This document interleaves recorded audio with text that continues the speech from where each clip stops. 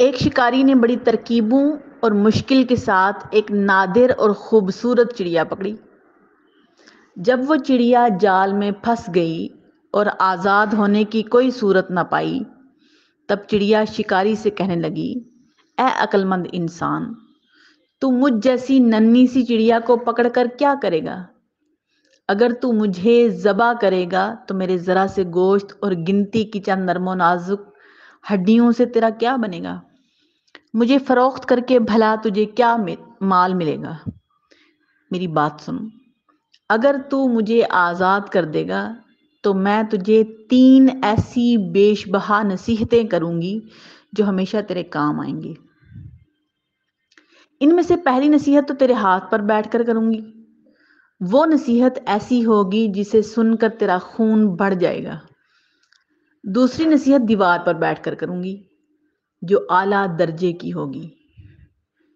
تیسری نصیحت درخت کی شاخ پر بیٹھ کر کروں گی، اس لیے تیری دانائی، جوانمردی اور دور اندیشی کا تقاضا یہی ہے کہ تو مجھے آزاد کر دے۔ ان تینوں نصیحتوں پر عمل کر کے تو دنیا میں بڑا نام پائے گا۔ شکاری تھوڑی دیر غور کرنے کے بعد راضی ہو گیا۔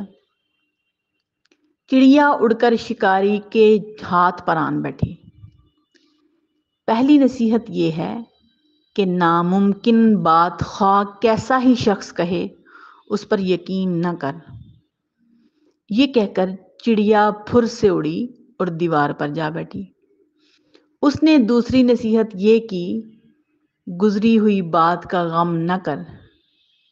اس کے بعد چڑیا نے کہا، میرے وجود میں 10 درہم وزن کا ایک ایسا قیمتی موتی ہے جس کی قیمت ہفتے اقلیم میں کہیں نہیں۔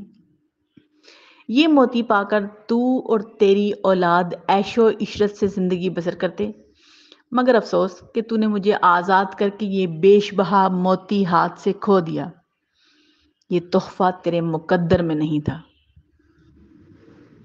اتنا سننا تھا کہ شکاری رونے، چلانے اور ماتم کرنے لگا جیسے اس کا کوئی عزیز مر گیا ہو۔ بار بار ٹھنڈی آہیں بھرتا اور سینہ پیٹ کر کہتا کہ ہائے، میں تو برباد ہو گیا۔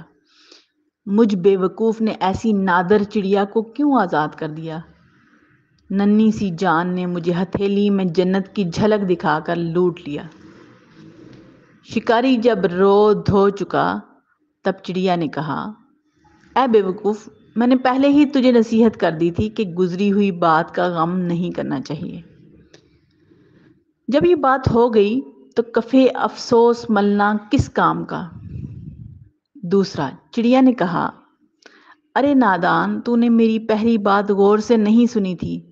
میں نے کہا تھا کہ ناممکن بات کا ہرگز یقین نہیں کرنا چاہیے، خواہ وہ کیسی ہی کیوں نہ ہو۔